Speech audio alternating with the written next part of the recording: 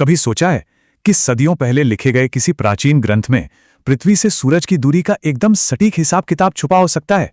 आज हम ना एक छात्र के नोट्स में मिली एक ऐसी जबरदस्त खोज को समझने वाले हैं। ये खोज आप देखिए प्राचीन आस्था और आज के साइंस को एक ही लाइन में खड़ा कर देती है।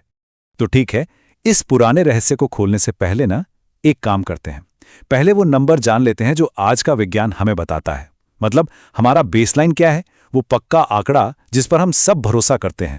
तो ये नंबर है 93 मिलियन मील। नासा ने ये कंफर्म किया है। मतलब अपनी धरती सूरज से औसतन 9 करोड़ 30 लाख मील दूर है। अब अंदाजा लगाइए ये कितना ज्यादा है। अगर आप 100 की स्पीड से भी गाड़ी चलाएं ना बिना रुके, तो भी सूरज तक पहुंचने में 170 साल से ज्यादा लग जाएंगे। कमाल है ना? और हाँ, ये कोई तुक्का नहीं है, कोई अंदाजा नहीं। ये वो नंबर है जो हमें सैटेलाइट्स, लेजर्स और न जाने कितने सालों की एकदम सटीक कैलकुलेशन से मिला है। तो मतलब ये हमारे लिए एक पक्का भरोसेमंद साइंटिफिक फैक्ट है।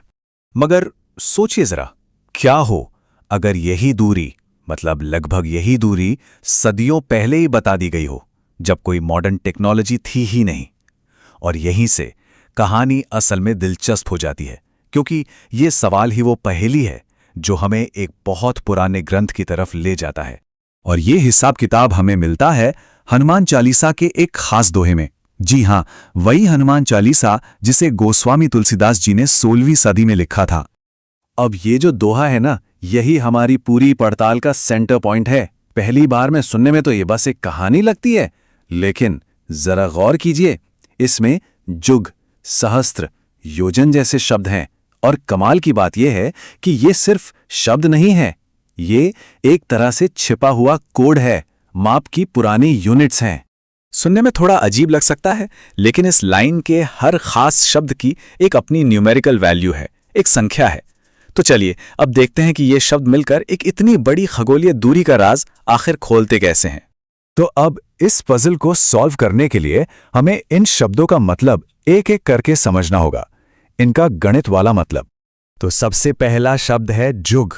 हिंदू कॉस्मोलॉजी में जुग का मतलब होता है एक दिव्य युग, और इस कैलकुलेशन के लिए इसका मान लिया गया है 12,000।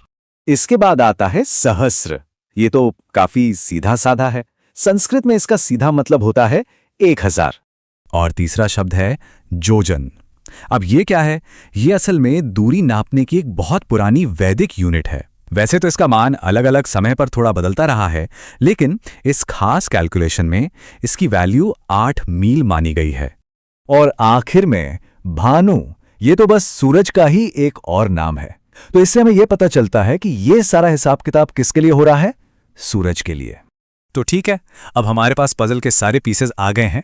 तो चलिए अब देर किस बात की, इनको जोड़ते हैं और देखते हैं कि आखिर जवाब क्या आता है। तो जिस तरह से इसे समझा जाता है वो ये है कि सूरज तक की दूरी असल में इन तीनों वैल्यूज को गुणा करके निकाली जा सकती है। मतलब ये एक फॉर्मूला की तरह छिपा हुआ है। तो चलिए अब नंबर्स को उनकी जगह पर रखते हैं। जुग यानी 12,000, गुणा सहस्त्र यानी 1000, और फिर गुणा जोजन यानी 8 मील। और जब हम इन तीनों को मल्टीप्लाई करते हैं तो जो जवाब आता है वो है 96 मिलियन मील। जी, 9 करोड़ 60 लाख मील। है ना ये एक मजेदार नंबर? तो अब आता है सबसे बड़ा सवाल। ये जो पुरानी कैलकुलेशंस हैं, ये आज की साइंस के सामने कहां खड़ी होती हैं? चलिए पता लगाते हैं। ये देखिए, एक तरफ है श्लोक से निकली कैलकुलेशन 96 मिलियन मील, और दूसरी तरफ है नासा का दिया हुआ नंबर 93 मिलियन मील। मतलब ये हैरान करने वाली बात है कि ये कितना पास है। दोनों में सिर्फ 3% का ही तो फर्क है। रुको, एक काम और करते हैं। इस मील वाले नंबर को किलोमीटर में बदलते हैं, ताकि जो हमने शुरुआत में देखा था उससे सीधा सीधा कंपेयर कर सकें। तो इसके लिए हम 96 मिलियन मील को गुणा करेंगे 1.6 से। अब देखते हैं किलोमीटर में क्या आता है। और ये रहा जवाब, लगभग 153.6 मिलियन किलोमीटर। याद है नासा का आंकड़ा कितना था? 150 मिलियन किलोमीटर। मतलब ये तो अविश्वसनीय रूप से करीब है। तो ये सब हमें एक बहुत बड़े सवाल पर लाके खड़ा कर देता है। क्या ये बस एक कमाल का इत्तेफाक है कि शब्दों और नंबरों का खेल करते करते कोई सही जवाब के इतने करीब पहुंच गया? या फिर ये हमारे प्राचीन ज्ञान का कोई ऐसा खजाना है जो हमें सोचने पर मजबूर कर दे कि क्या हमारे पूर्वज ब्रह्मांड के बारे में शायद हमसे कहीं ज्यादा जानते थे।